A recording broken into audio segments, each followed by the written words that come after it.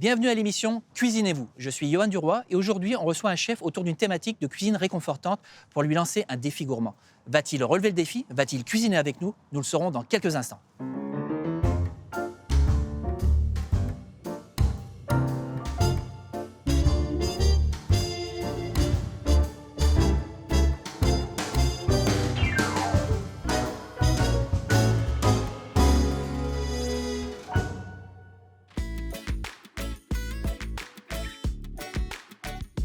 Le concept de l'émission est simple. Un chef, un défi, un fil conducteur, les produits d'ici. Chaque chef pourra utiliser un garde-manger exclusivement québécois composé de 60% de produits lanaudois, 30% de produits du Québec et un 10% de produits hors Québec. Donc chaque fois que c'est possible, le chef devra utiliser des produits de chez nous ou utiliser des alternatives locales. Et ça commence tout de suite.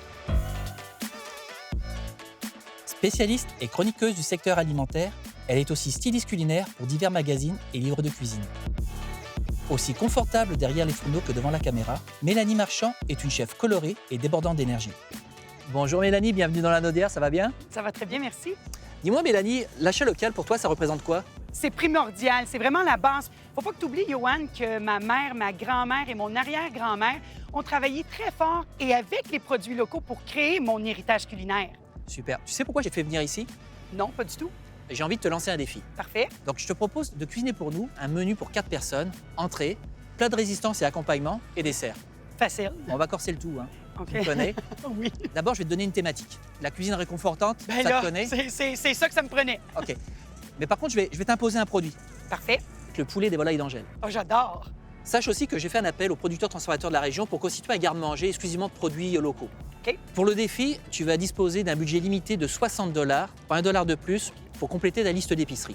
C'est faisable. OK? Et tu vas avoir un temps limité pour faire ton épicerie. OK. 30 minutes chrono. OK, je vais courir. C'est pour ça qu'on est ici, à la ferme Régis. Donc pendant que je te laisse réfléchir à ton menu et préparer ta liste d'épicerie, on va retrouver Mario Vanier, propriétaire de la ferme Régis, qui va nous parler un peu de l'historique de cette ferme. Mario Vanier, propriétaire de la ferme Régis depuis 1989. On a commencé modestement. Notre plus grand défi au fil des 32 années qui se sont écoulées, c'était d'être à l'écoute de la clientèle et d'être en mesure de suivre le rythme que les clients nous ont imposé. Et je crois qu'on a été capable de le faire. La particularité de notre entreprise, c'est le caractère saisonnier. Et un slogan qu'on a adopté depuis maintes années, c'est toujours saisonnier pour la fraîcheur. L'élément marquant dans notre modèle d'affaires se situe au niveau de l'approvisionnement. C'est qu'on a beaucoup de producteurs locaux qui vont venir nous approvisionner directement à nos installations, mais parallèlement à ça, on a 2 camions qui sont sur la route qui vont approvisionner le magasin sur une base journalière, qui vont faire la tournée de différents grossistes en importation de fruits et légumes, ou même qui vont aller chez des producteurs maraîchers pour approvisionner nos installations. Actuellement, c'est qu'il y a comme une vague pro-produits du Québec. Pour certains marchands, c'est un créneau qui est nouveau. Nous, on a toujours été là. L'accessibilité des produits du Québec, ça a toujours été une priorité pour nous. Ça fait 30 ans que c'est ce que nous faisons. Alors Mélanie, as-tu réfléchi au menu? Oui, j'ai une pas pire idée. Qu'est-ce que tu nous proposes? Donc, je vais commencer avec une petite tartelette aux tomates. Je vais y mettre du fromage, je ne sais pas lequel encore. Je vais terminer avec une petite verdure acidulée sur le dessus. Ça va être assez bon. Ensuite, j'avais le poulet qui était imposé. Donc, une casserole de poulet avec une poêlée de légumes, sûrement des champignons, des épinards, peut-être un peu de fromage encore plus gourmand sur le dessus. Puis le dessert, facile. On va y aller avec mes scones. Puis la garniture sur le dessus, on va voir qu'est-ce qu'on me propose à l'intérieur. J'en ai l'eau à la bouche. J'espère. Oublie pas, 60 $, Oui, c'est vrai. 30 minutes chrono. Uh-huh. Es-tu prête? Oui. 3, 2, 1, go, c'est parti!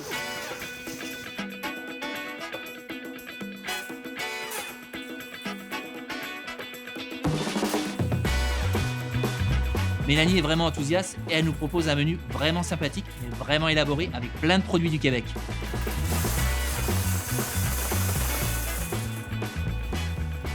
Mélanie vient de rentrer dans le magasin, elle a commencé ses achats. On va jeter un petit coup d'œil, voir comment ça se passe. Oh yes, ils ont tous les champignons.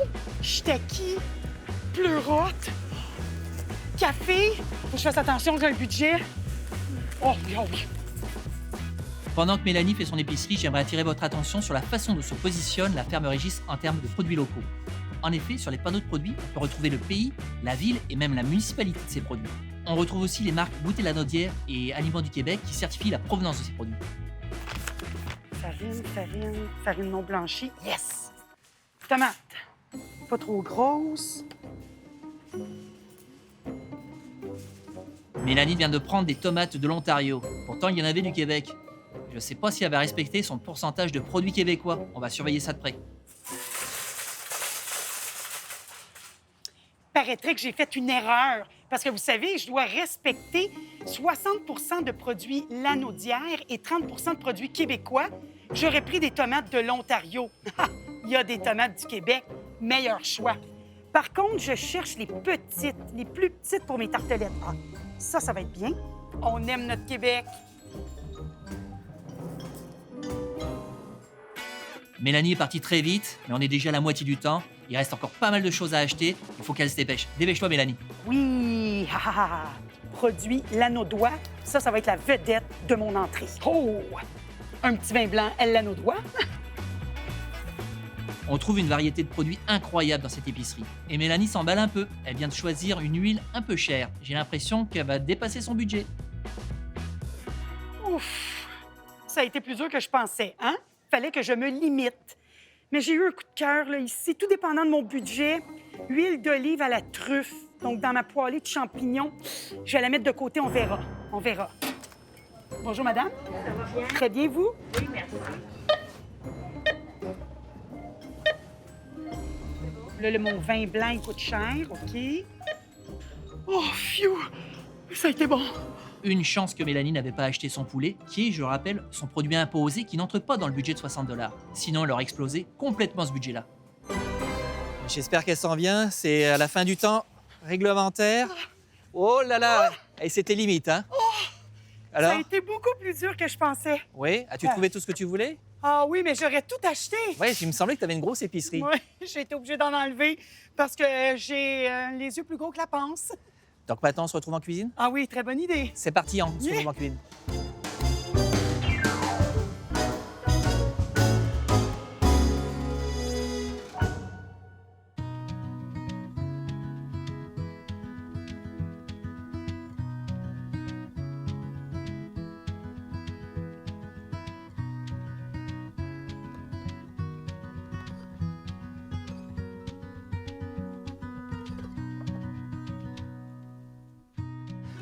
Mélanie, comment ça va?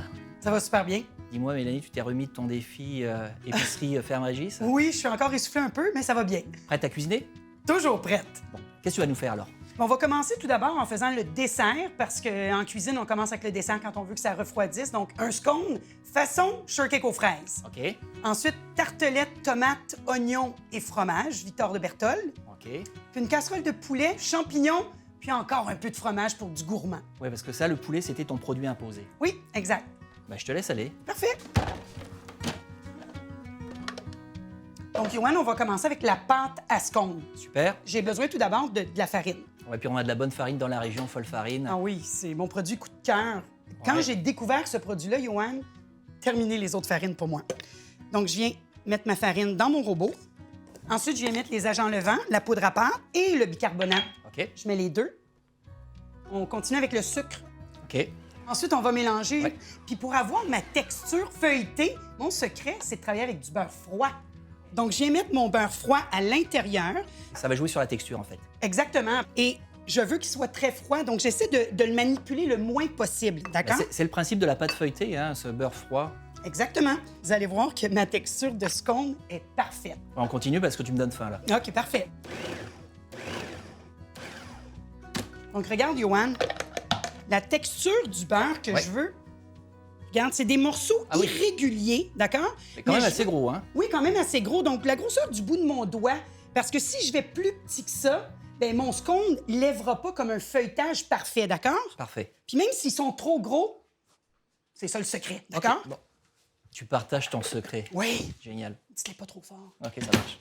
Donc, ensuite, j'ai besoin de mes ingrédients liquides. OK, J'ai déjà préparé ici mon babeur. OK. Je vais venir y rajouter 2 œufs, Ensuite, je vais venir mettre la pâte de gousse de vanille. Dis donc, tu sais qu'il y a un produit plus québécois? À la vanille? Oui, regarde, t'as l'essence de l'ililo. Ça remplace le goût de la vanille. Hein? Ouais, ouais. Ça vient de nos forêts? Eh oui. Ça remplace la vanille. Tu vas voir, c'est très puissant en goût. Ça va se développer avec la cuisson. Tu peux Parfait. mettre quelques gouttes. Une pour l'amour. Là, je suis content, je t'ai fait découvrir un produit. Oh, j'aime ça. Invite-moi plus souvent. Bah, avec grand plaisir. Shake, shake, shake. Oh, tu fais ça bien. Wouhou! Faut avoir du fun dans la cuisine, hein? Madame Cocktail. Ouais. Là, je viens mettre ça d'un coup OK. dans mon robot. Là, je mélange, Johan, jusqu'à temps que ma boule se forme. OK. Donc là, c'est le robot qui va travailler. Exactement. C'est prêt. Et on veut pas trop manipuler pour pas réchauffer la pâte, je présume. Exactement. Je veux que mon beurre reste froid et en morceaux. Donc là, je m'en viens seulement de former ma boule. J'ai pas rajouté de farine. Ça va l'assécher. Exact. Mais garder quand même l'humidité qu'il y a dans la pâte. Donc tout de suite, je vais couper ma boule en deux. Parce que je veux faire des portions individuelles. D'accord? D'accord. Là, je viens former ma boule. Donc là, je vais venir les emballer d'une pellicule plastique. Parfait. Puis ça, tu vas mettre ça au réfrigérateur? Oui, pour Pendant 30 minutes. 30 minutes, OK. Là, on va préparer, dans le fond, notre crème 35 et nos fraises. Super, on y va. Parfait. Donc tu fais des belles tranches, hein? Je fais des tranches, je fais des quartiers. Je mélange les coupes, moi, justement, OK. pour que ça donne de la texture quand on va venir faire notre shortcake. Donc là, je viens mettre du coulis, dans le fond, pour rendre mes fraises brillantes. Puis du sirop d'érable, la petite lampe du bonheur. Comme ça. Les fraises sont prêtes. Super. Là, on va faire la crème fouettée. OK. La bonne crème 35, on aime ça. Oh oui. Je vais rajouter un peu de sucre. Un petit peu de sucre brun dessus. Ouais, pour le goût et le petit côté craquant. OK. On aurait pu mettre du sucre d'érable aussi. Oui, exact.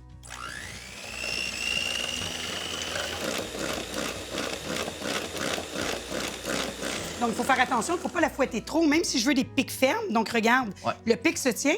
Puis le truc à ma mère, ouh, ça te tombe pas dessus, elle est bien montée. Ah oui, elle est parfaite.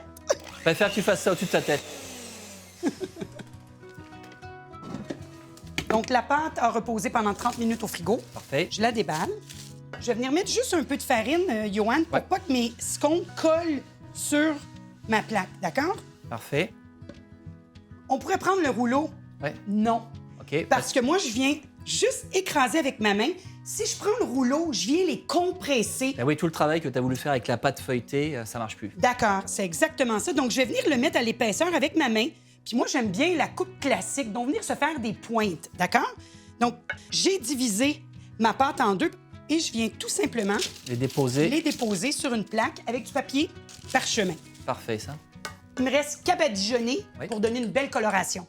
Belle dorure. Oui, une belle dorure. Donc, je viens mettre ici de l'œuf battu. Si on n'a pas d'œuf d'extra, on pourrait mettre du lait également ou de la crème. Sur le dessus, Oui. une petite garniture. Je vais venir mettre mon sucre, mon gros sucre brun, pour donner un peu de texture. Ça va caraméliser. Oui, exactement. Donc, le sucre va venir caraméliser, mais je pourrais mettre des amandes effilées, je pourrais venir mettre des grains de poivre, du fromage, de la ciboulette si on faisait un scone qui était plus salé. Puis ensuite, hop, au four.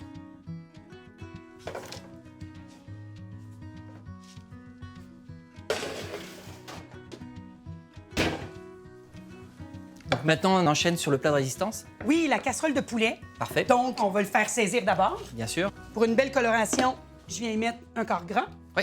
Donc on y va avec l'huile de canola. C'est fait dans la région. On en profite. Puis elle est super savoureuse, hein? Un peu de beurre pour le goût. Ouais. Moi, je suis normand d'origine. Le beurre, c'est important. Ben, c'est très important. Donc, le beurre chalifou. Oui, parce qu'on a du beurre au Québec. Ben oui. Donc, j'attends que ma poêle soit bien chaude, Johan, parce que je veux saisir une belle coloration de mes morceaux de poulet. Donc ça, c'était ton produit imposé, le poulet de volaille d'Angèle. Oui, j'ai gardé la peau. C'est sûr que si on veut être un peu plus santé, on retirerait la peau. Bien sûr. Mais dans ce plat-là, la peau va venir donner un goût et un croquant là, qui est bon à se licher les doigts. Là. Oh, c'est beau, ça. Mes morceaux de poulet sont bien colorés. Oui. Je retire, je les mets déjà dans mon plat de cuisson. Donc là, Johan, tu vois, j'ai du gras encore avec Oui. la peau du poulet. C'est là que je vais venir saisir, donc faire colorer mes champignons. Si on veut une belle coloration, je mets pas tout d'un coup.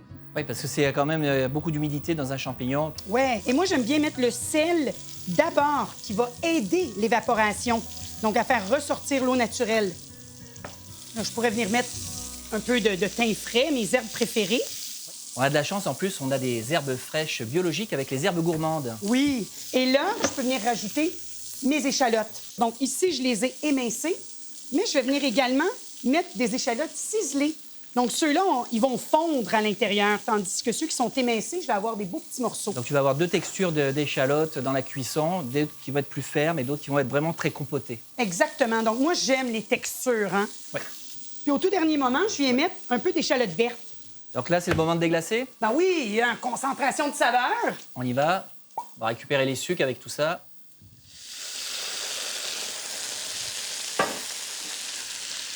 Avec ça sent bon. Hein?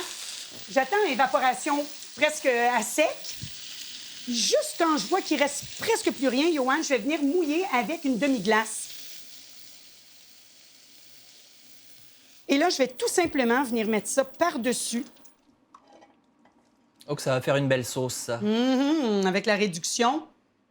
Donc là, Johan, pour en faire un plat complet, il me reste seulement qu'à venir mettre des petits grelots ou des légumes de saison. On a terminé, on met au four jusqu'à temps que le poulet soit bien cuit et bien doré sur le dessus et à découvert, parce que je veux que mon poulet soit rôti et croustillant. Parfait.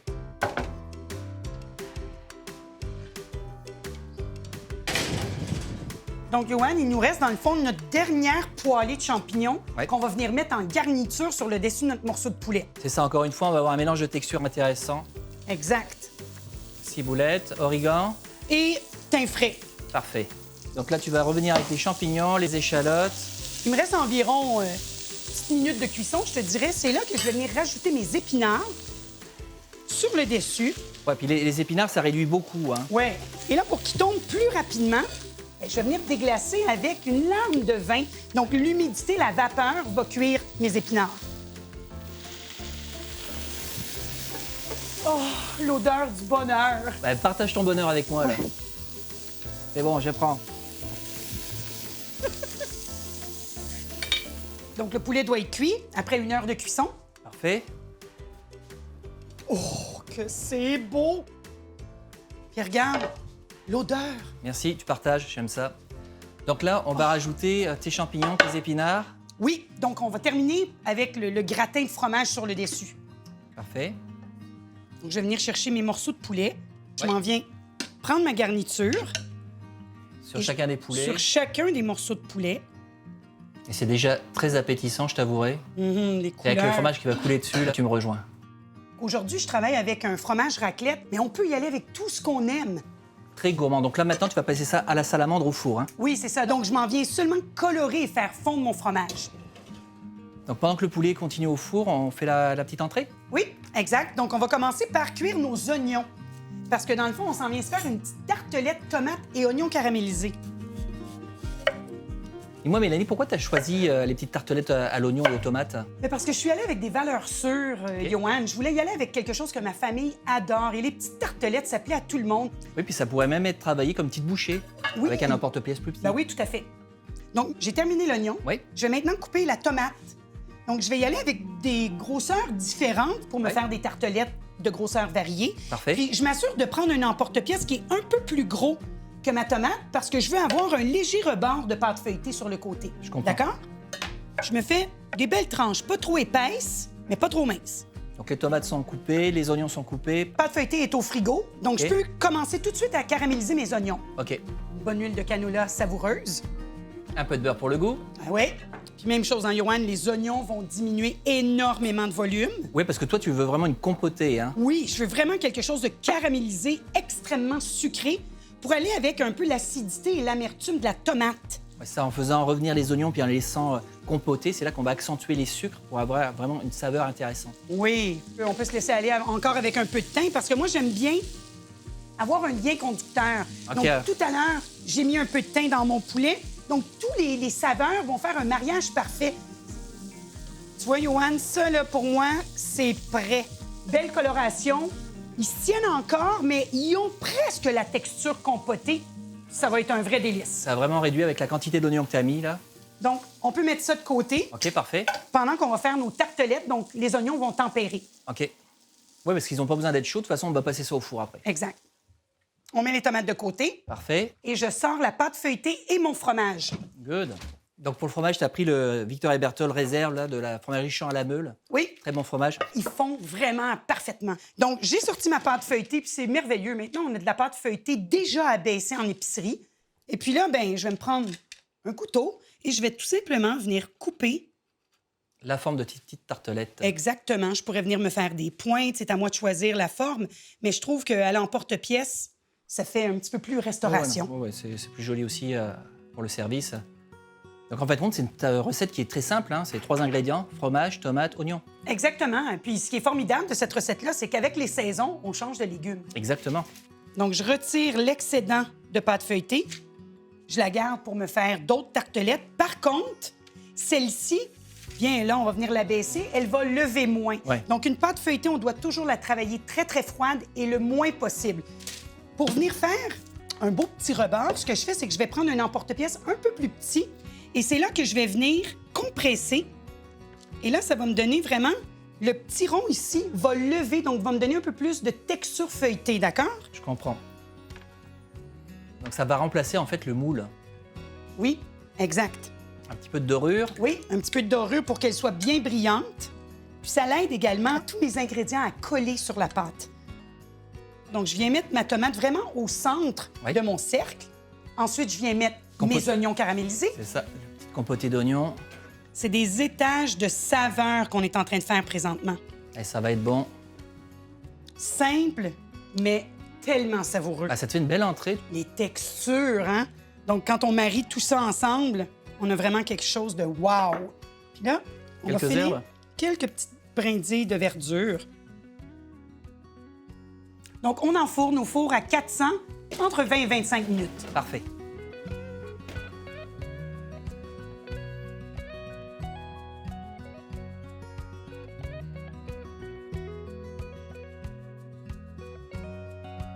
Donc, je prends la tartelette, je la mets en assiette, je viens couper une verdure du moment et je termine avec un filet d'huile de canola.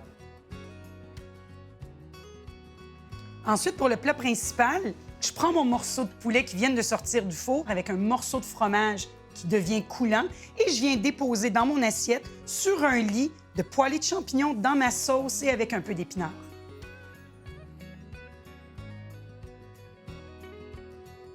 Pour le dessert, je prends mon scone, je le coupe en deux, je mets de la crème fouettée avec une garniture de fraises, je referme celui-ci pour faire un sandwich. Sur le dessus, encore de la crème fouettée, puis encore un peu de fraises au coulis. La petite décoration, on finit avec une belle feuille de menthe fraîche. Tu vois, ce que j'aime, c'est que c'est des recettes super faciles à faire. Tu sais, il n'y a rien de très compliqué en food. C'est juste de l'assemblage avec des bons produits, des produits régionaux, des produits du Québec, des produits de la Naudière. C'est aussi simple que ça, ma cuisine. Ah, Mélanie, je vous ai servi un petit cidre de la région. Oui, brut, merci. De Qui sème récolte. On trinque à la tienne? On trinque, santé. Santé. Santé tout le monde. Santé tout le monde. Et Mélanie, tu as monté tes assiettes dans des plats en grès faits du côté de Rondon à Chertsey. C'est du grès artisanal. Donc le contenant et le contenu sont à saveur locale, ce qui fait que ce repas est encore plus savoureux. C'est vraiment beau. Ça, c'est mon style de vaisselle, tout à fait. Tu penses que je peux y goûter? Vas-y pour moi, chanceux. On sent vraiment le croustillant de la pâte feuilletée. Et ça sent très bon. C'est frais, croustillant, crémeux, moelleux, sucré, salé, tout ce que j'aime. Non, mais c'est exactement ce que tu viens de décrire. Vraiment la pâte feuilletée croustillante, Oui. super agréable. Tu as le moelleux de la compotée d'oignon avec la fraîcheur de la tomate. Ça, c'est une entrée gagnante. C'est vraiment très, très, très bon. Merci. Ah, la cuisson du poulet est parfaite. Ouais, il y a tout dedans. Ça a l'air bon. Tu comprends pourquoi ma famille aime ce plat? Ouais, là, on est dedans. On est vraiment dans la cuisine réconfortante. Non, vraiment. Le fromage goûteux, le poulet vraiment de très bonne qualité, avec les champignons, les légumes. Là, c'est vraiment une recette gagnante. Encore une fois, une recette super facile à faire à la maison et très gourmande. J'ai hâte de goûter au dessert. Allez, vas-y, bec sucré, tu peux y aller. C'est parti. Ah ouais, oh ouais. J'ai fait une grosse bouchée. Ouais.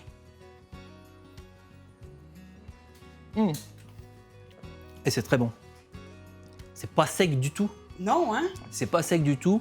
Avec la crème, avec les fraises, super Le bon. coulis dans les fraises qui vient donner un peu de jus à tout ça, là. Vraiment très bon. Et moi, je dis, on envoie. Défi relevé. Super bon. Vraiment, vraiment, vraiment, vraiment très bon. Oh, je suis tellement contente. Je te remercie d'avoir partagé ce moment avec nous. Si vous voulez retrouver les recettes que Mélanie Marchand vous propose sous la thématique de cuisine réconfortante et gourmande, Oui. on va sur goûterlequebec.com et vous allez retrouver toutes les recettes que l'on a fait aujourd'hui avec vous. Donc bon appétit et à très bientôt.